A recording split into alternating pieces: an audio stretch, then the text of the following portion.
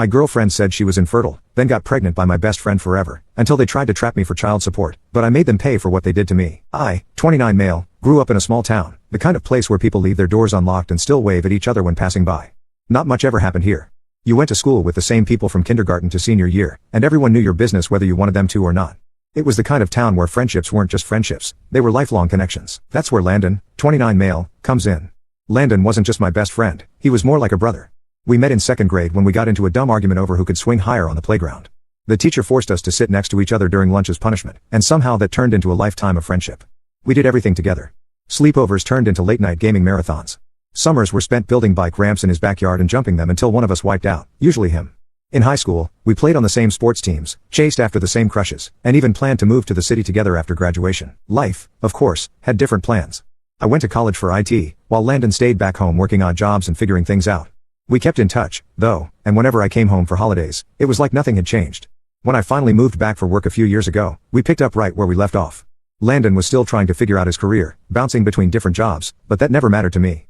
He was my best friend, the guy who always had my back no matter what. Then I met her, Sierra, 28 female, at a friend's barbecue, one of those big summer cookouts where half the town shows up. I wasn't really looking for anything serious at the time, but the second we started talking, I was hooked. She had this way of making you feel like you were the only person in the world, confident, quick-witted, effortlessly charming, the kind of woman who could jump into any conversation and immediately have everyone hanging on to her words. We ended up talking for hours that night about everything, and it just clicked.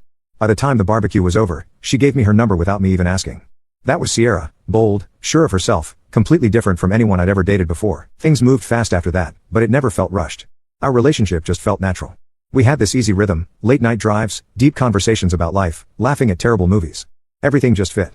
And yeah, it wasn't perfect, we had our little disagreements, but nothing major, nothing that made me question what we had. So when I proposed to her after a year of dating, I was sure. I never thought for a second that I could be wrong. One of the things I loved most about Sierra was that she got along with my friends, especially Landon. When Sierra met Landon at that barbecue, they hit it off right away, not in a way that felt weird, just easy. Landon had that effect on people. He made her laugh within the first 5 minutes, poking fun at me about something dumb I did in high school. She fired back with some witty comeback, and before I knew it, the two of them were bouncing off each other like they'd been friends for years. The three of us hung out all the time, and it was nice having the two most important people in my life get along so well. I never once thought that was a bad thing. Landon was the life of the party. He could make friends with anyone and had this way of making things fun. He and Sierra had this playful, sarcastic banter, but it was never weird. If anything, I liked that they could joke around because Landon wasn't just my best friend, he was like family. I trusted him with my life. There was this one night, about 6 months before the wedding, when Sierra opened up to me about something deeply personal. We were lying on the couch watching some dumb reality show when she got quiet. You know, that feeling when someone's about to say something heavy? Yeah, it was like that. I don't know if I'll ever be able to have kids,